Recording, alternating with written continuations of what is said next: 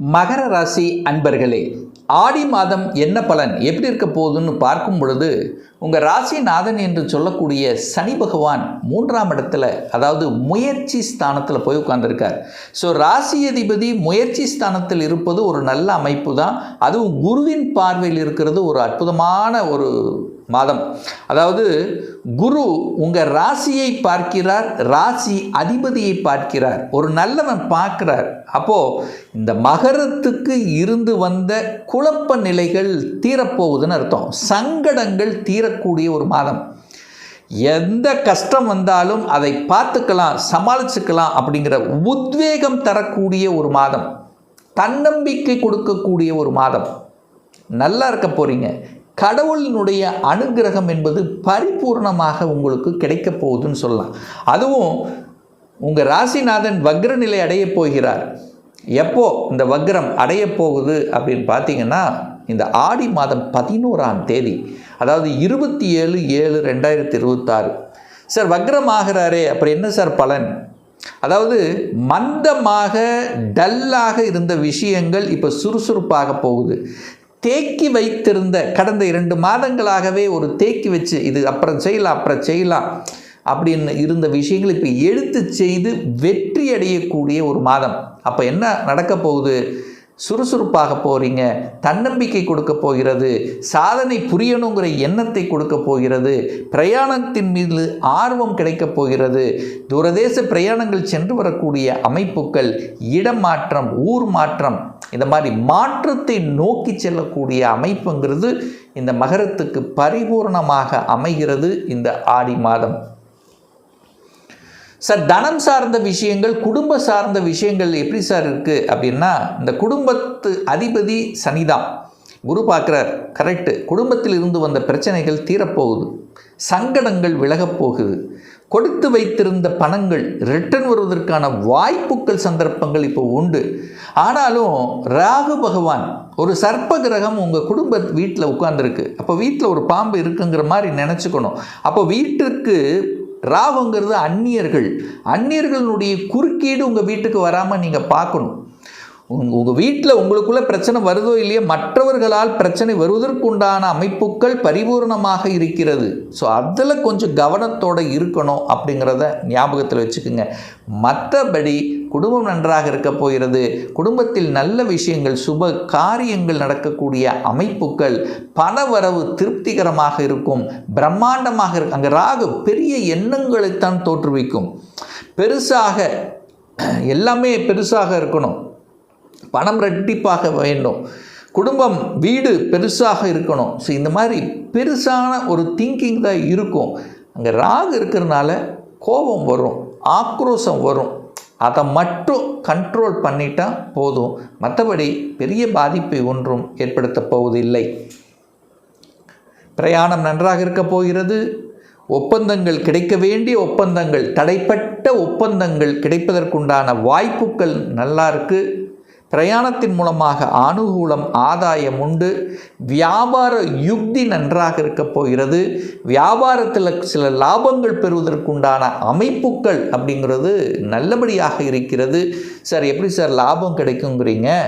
11ஆம் இடத்துல லாபம். அந்த 11ஆம் அதிபதியான செவ்வாய் 5ஆம் இடத்திலிருந்து 11ஆம் இடத்தை பார்க்குறதும், குரு தன காரக கிரகம் 11ஆம் இடத்தை பார்க்குதல்லவா? அப்போ உங்களுடைய முயற்சியால் தன லாபம் கிடைக்கக்கூடிய ஒரு மாதம் அப்படின்னு இங்கே எடுத்துக்கலாம். ஸோ எந்த அளவுக்கு உழைப்பை போடுகிறீர்களோ அதற்குண்டான பெனிஃபிட்டுங்கிறது இந்த மாதம் நிச்சயமாக இந்த மகரத்துக்கு உண்டு. 4ஆம் அதிபதி சுகத்தை தரக்கூடியவன் செவ்வாய் பகவான். அந்த செவ்வாய் பகவான் தனக்கு 2ஆம் இடத்தில் இருக்குது. அப்போ சுகத்தை தேடக்கூடிய அமைப்பு உண்டு. இடம், நிலம், வீடு, வண்டி, வாகனம் இதெல்லாம் உண்டானா கண்டிப்பாக உண்டு, அதில் மாற்று கருத்து இல்லை. ஆனால் வண்டி வாகனங்களில் செல்லும் போது வித்தைகள் காமிக்கிறது ஆகாது. இரவு நேர பயணங்களை முற்றிலுமாக தவிர்ப்பது நல்லதுங்கிறத மைண்டில் வச்சுக்கோங்க. சார் எப்படி சார் சொல்கிறீங்க? வாகன காரக கிரகமான சுக்கிரன் போய் 8ல் உட்கார்ந்துருக்கார், அட்டமஸ்தானத்தில் உட்கார்ந்துருக்கார். அப்போ ஒரு சிலருக்கு வண்டி பழுதாவது அல்லது வண்டிக்கு ஏதாவது ரிப்பேர் ஆகுறது இதெல்லாம் நடக்கும். பட் அது சரி செய்வீங்க. ஆனால் வித்தைகள் காமிப்பது, அந்த இரவு நேர பயணங்கள், இதெல்லாம் கொஞ்சம் தவிர்ப்பது மகரத்துக்கு சிறப்புங்கிறத மைண்டில் வச்சுக்குங்க. அதே சமயத்தில் 5ஆம் அதிபதி பூர்வ புண்ணியஸ்தானத்தின் அதிபதியாக இருக்கக்கூடியவர் சுக்கிரன் போய் 8ல் இருக்கார். அப்போ குழந்தை நினைச்சு ஒரு வருத்தம்ங்கிறது உங்கள் ஆள் மனசில் கண்டிப்பாக இருக்கும். மகரத்துக்கு சார் எதில் சார் வருத்தம் இருக்கும், பையன் படிக்கிறதுல கொஞ்சம் டல்லாக இருக்கானே அப்படிங்கிற ஒரு எண்ணம் இருக்கும்.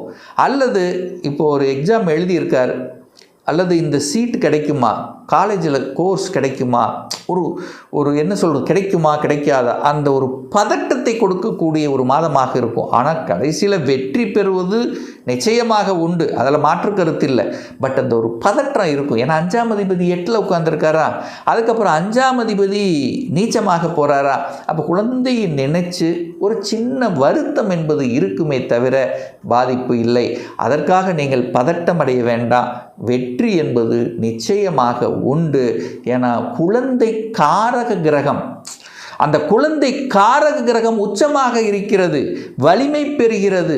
சில சங்கடங்கள் கஷ்டங்கள் கொடுத்து அதுக்கப்புறம் வெற்றியை கொடுக்கக்கூடிய அமைப்புங்கிறது கண்டிப்பாக உண்டு. அதற்காக நீங்கள் சஞ்சலப்பட வேண்டிய அவசியம் என்பது இல்லை. 6ஆம் அதிபதி கடன், நோய், எதிர்ப்பு, பகையை தரக்கூடியவன் யார் அப்படின்னா புதன் பகவான் தான். 6ஆம் அதிபதி 6ஆம் இடத்திலே ஆட்சி பலத்தோட வலிமையாக இருக்கார். இந்த மகர ராசி அன்பர்களுக்கு நிறைய பேர்த்துக்கு ஒரு பிரச்சனை வருது, ஹெல்த்தில் ஒரு பிரச்சனை வருது அப்படின்னா அது மேக்சிமம் நரம்பு சம்பந்தப்பட்ட, நியூரோ சம்பந்தப்பட்ட பிரச்சனையாகத்தான் இருக்கும். ஸோ அதில் கொஞ்சம் பார்த்துக்கலாம்.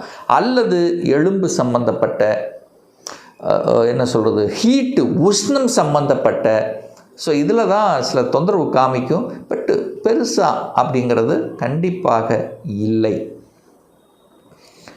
அந்த தன்னம்பிக்கைக்கு காரக கிரகம் தான் சூரியன். அந்த சூரியன் குருவோடு சேர்ந்திருக்கார். இப்போ பெரிய மனிதர்களின் தொடர்புகள் கிடைக்கும். அரசாங்கத்தில் திடீர்னு ஒரு ப்ரமோஷன் கிடைக்கிறது, ஒரு இடமாற்றம் கிடைப்பது, அரசாங்கத்தின் மூலமாக அனுகூலத்தை அனுபவிப்பதெல்லாம் இந்த மாதம் எதிர்பார்க்கலாம் இந்த மகர ராசி என்பர்கள். ஏன்னா குருவோட சூரியன் சேர்ந்திருக்கான், நேராக உங்கள் ராசியை பார்க்குறான். சூரியன் உங்களை பார்க்குறார், தன்னம்பிக்கைக்கார கிரகம் உங்களை பார்க்குது, சூரியன் அரசுக்காரகம் உங்களை பார்க்குது. வெளிச்சம், சூரியன் உலகத்தை சுற்றி வருகிறது, அதே போல் சுற்றி வரக்கூடிய கௌரவம், இந்த மாதிரி அரசியல், அரசாங்கத்தின் மூலமாக ஏதோ ஒரு வகையில் நன்மை பயக்கக்கூடிய அமைப்புங்கிறது மகரத்துக்கு நிச்சயமாக உண்டு. 9ஆம் அதிபதி ஆட்சி பலத்தோட ஸ்ட்ராங்காக இருக்கார். அப்போ 9ங்கிறது பாக்கியம். குழந்தை பாக்கியத்துக்காக போராடி கொண்டிருக்கக்கூடிய மகரத்துக்கு அந்த போராட்டத்தில் வெற்றி உண்டுன்னு சொல்கிறேன். அப்போ குழந்தை பாக்கியம் இல்லாத தம்பதிகளுக்கு குழந்தை பாக்கியத்தை கொடுக்கக்கூடிய அமைப்பு இந்த பிரபஞ்சம், நீங்கள் வழிபட்ட உங்களுடைய குலதெய்வம் அருள் கடாட்சம்ங்கிறது பரிபூர்ணமாக இருக்குது. ஒரு நல்ல செய்தி, ஒரு நல்ல குட் நியூஸ் உங்கள் காதுக்கு இனிமையாக ஒரு பாக்கியம் கிடைக்க காத்து கொண்டிருக்கிறது. சார் எப்படி சொல்கிறீங்க, சனி நீங்கள் 9ஆம் இடத்தை பார்க்குறீங்க, உங்களுக்கு ஒரு பாக்கியம் வரணும்.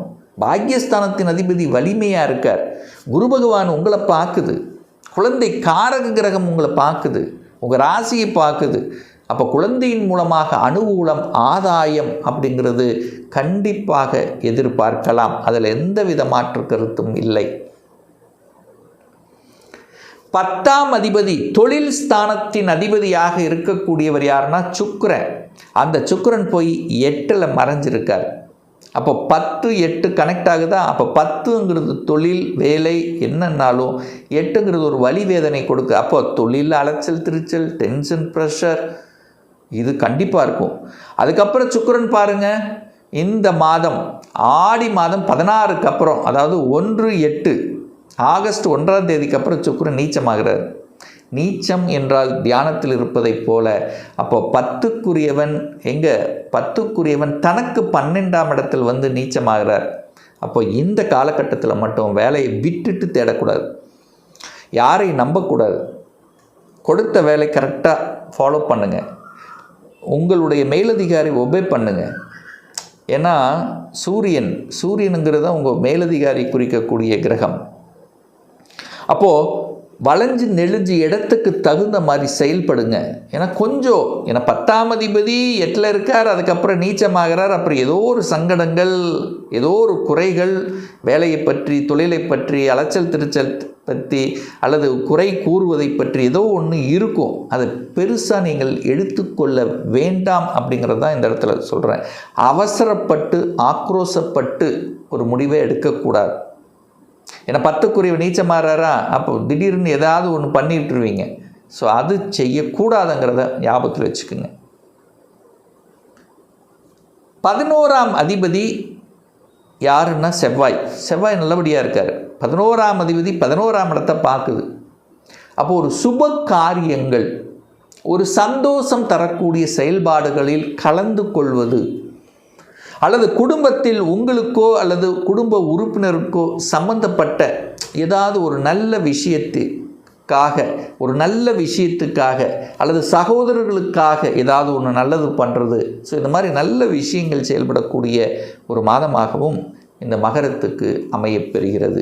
ஸோ ஆக மொத்தம் ஒரு நல்ல மாற்றத்தை தரக்கூடிய, ஒரு திருப்பத்தை தரக்கூடிய, வளர்ச்சியை தரக்கூடிய, தன்னம்பிக்கை குறிக்கக்கூடிய ஒரு நல்ல மாதமாகவே இந்த மகரத்துக்கு அமையப்பெறுகிறது.